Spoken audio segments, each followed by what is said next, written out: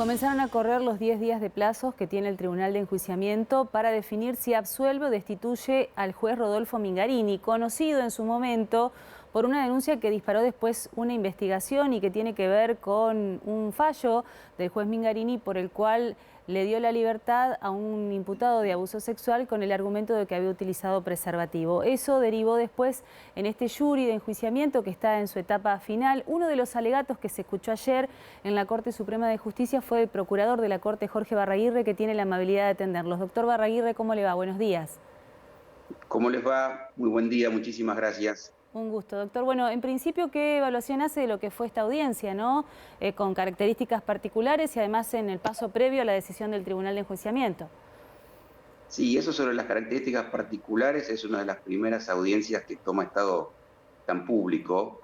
No es el primer jurado de enjuiciamiento que me toca acusar, pero sí es bueno señalar eso de la presencia de público, la presencia de prensa, lo cual pone de relieve la importancia institucional que tienen estas modalidades orales y públicas, eso por un lado. La segunda cuestión es que nos permitió a nosotros presentar otros casos adicionales al que usted marca y que tal vez tengan mayor impacto para marcar esta jurisprudencia del horror en el sentido del tratamiento que se le da o que se le dio a niños, niñas y mujeres en el caso de abusos sexuales. Uno de esos casos que el tribunal pudo conocer de primera mano, porque nosotros esencialmente mostramos los registros de audio y video para que no se eh, acuse ninguna manipulación, ninguna edición, etcétera, etcétera, que es el caso Rodríguez. El caso Rodríguez es un niño con trastorno del espectro autista que fue abusado y accedido carnalmente, y las evidencias físicas de ese abuso, como así también otras provenientes de las disciplinas, si usted quiere, más blandas, que no son la ciencia forense o la medicina forense, sino la psicología forense, señalaban ahí dos aspectos. Había testimonios médicos de fisuras anales y perianales que tenía la criatura, y asimismo había logrado comunicar el abuso, obviamente bajo el lenguaje que puede tener una criatura de 9 años con trastorno del espectro autista y que fue abusado. Y esos dibujos consistían en varias serpientes, es decir, o varios dibujitos que siempre tenían el mismo patrón, donde él alegaba que había una serpiente, que la serpiente era de los varones amigos de la mamá, que le sacaban fotos, que le ponían las serpientes arriba del cuerpo, y que esa serpiente le hacía doler sus genitales, incluso indicando también en varios de ellos donde la serpiente se posaba en su cuerpo, que eran los órganos genitales y la boca. Y esto se comparó con el razonamiento que hizo un camarista que atendió la apelación del MPA frente a las libertades otorgadas, cautelares obviamente, por el doctor Mingarini, y el tratamiento del camarista, del doctor Roberto Preumandar, fue radicalmente distinto, es decir, nunca negó que la material del hecho, la objetividad de la prueba médica, el peso de la prueba médica, y tampoco puso en duda el peso de la psicología forense, de lo que habían hecho los psicólogos forenses en materia de identificación de las serpientes con un pene, ¿no?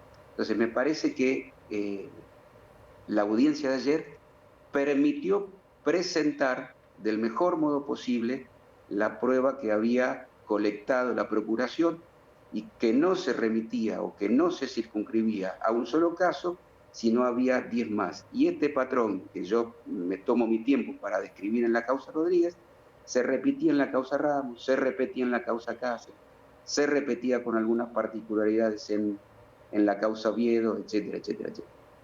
O sea que estamos hablando de disposiciones del juez Mingarini que tienen que ver con ese patrón y por las cuales ustedes consideran no puede seguir ejerciendo ese cargo. Exactamente, lo que nosotros creemos es que ahí hay una reescritura sistemática del Código Penal, eh, básicamente por el concepto de consentimiento que implicó en el caso que usted mencionaba al inicio, el caso Spies, ¿sí?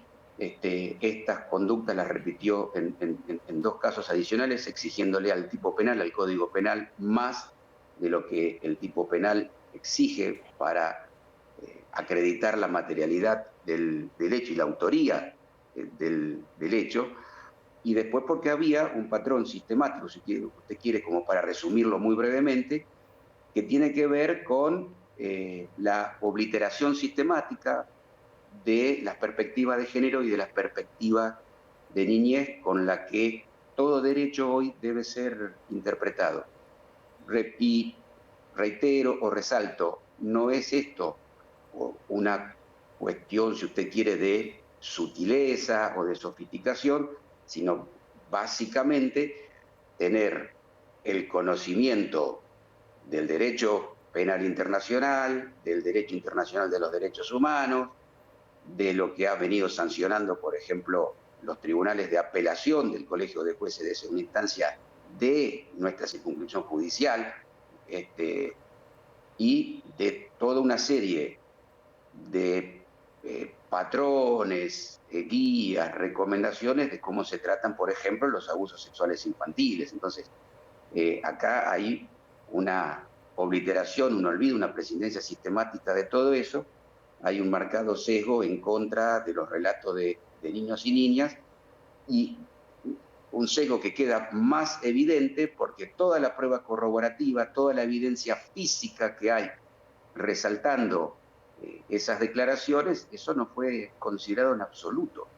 Bueno, eso fue parte de las pruebas. También usted presentó pruebas respecto a llamadas telefónicas a abogadas de parte del juez. Y otro de los casos que presentamos es el caso que se llama, que se conoce como el caso Nadalich, donde el doctor Mingarini había tenido un contacto con la causa, un contacto como defensor.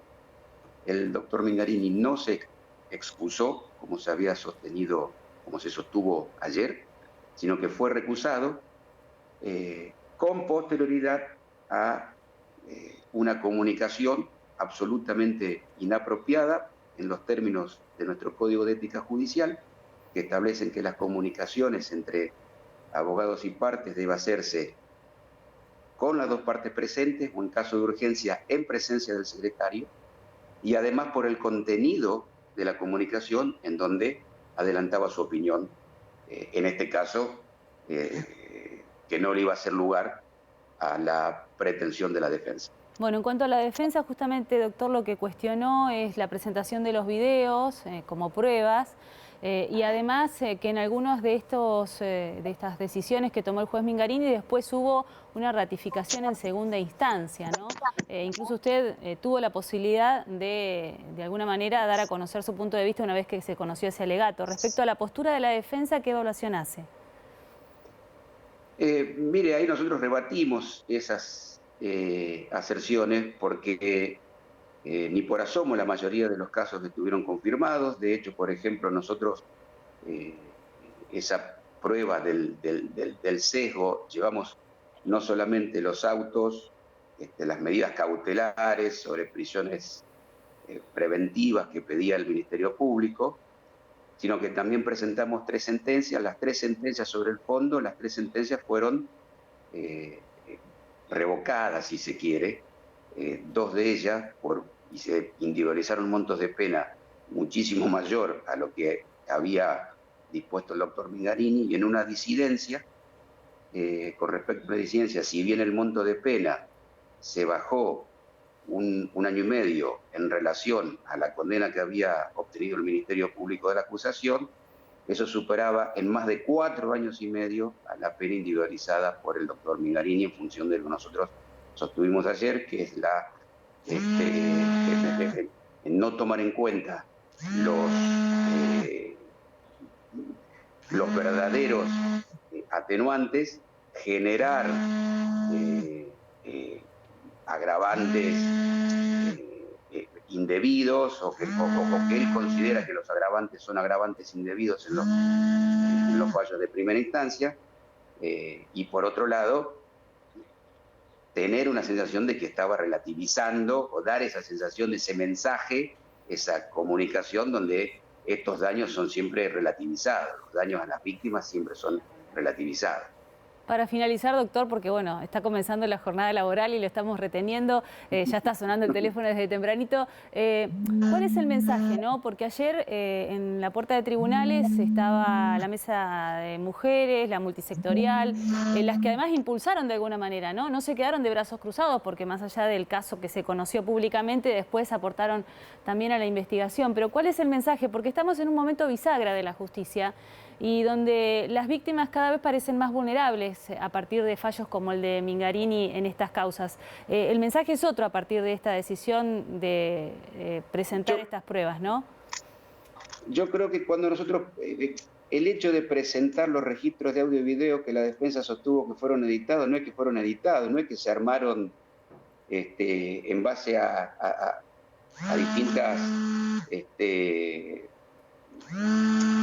distintas oportunidades que tuvo el doctor Mingarini de expresarse. Fueron acortados porque obviamente había que acortarlos, ¿no es cierto? Pero yo creo que el hecho de la publicidad, el hecho de la participación, el hecho de que ayer el Tribunal de Enjuiciamiento haya llegado hasta donde llegó en este caso, me parece que marcan una ruptura simbólica con lo que entiendo que son a veces legítimas quejas de los movimientos de mujeres y diversidad sobre cuál es el tratamiento que nosotros les estamos dando a causas que para estos movimientos tienen un interés público notorio. Entonces me parece que independientemente de lo que tenga que decidir el Tribunal de Enjuiciamiento, creo que se profundiza la línea que ya el propio tribunal había anunciado en la causa Musecheme, que tiene un notable parecido de familia con el caso que estamos ahora juzgando. Vamos a abordar entonces esta decisión. Tienen 10 días para tomarla desde el Tribunal de Enjuiciamiento. Le agradecemos mucho el contacto, doctor Barradí, como siempre. No, al contrario, muchísimas gracias y a su disposición para lo que necesiten. Muy amables. Muy amable, que tenga una buena jornada. Jorge Barraguirre, el procurador de la Corte de Santa Fe, después de lo que fue esta audiencia, penúltimo paso para la decisión del Tribunal de Enjuiciamiento sobre la situación del juez Rodolfo Mingarini.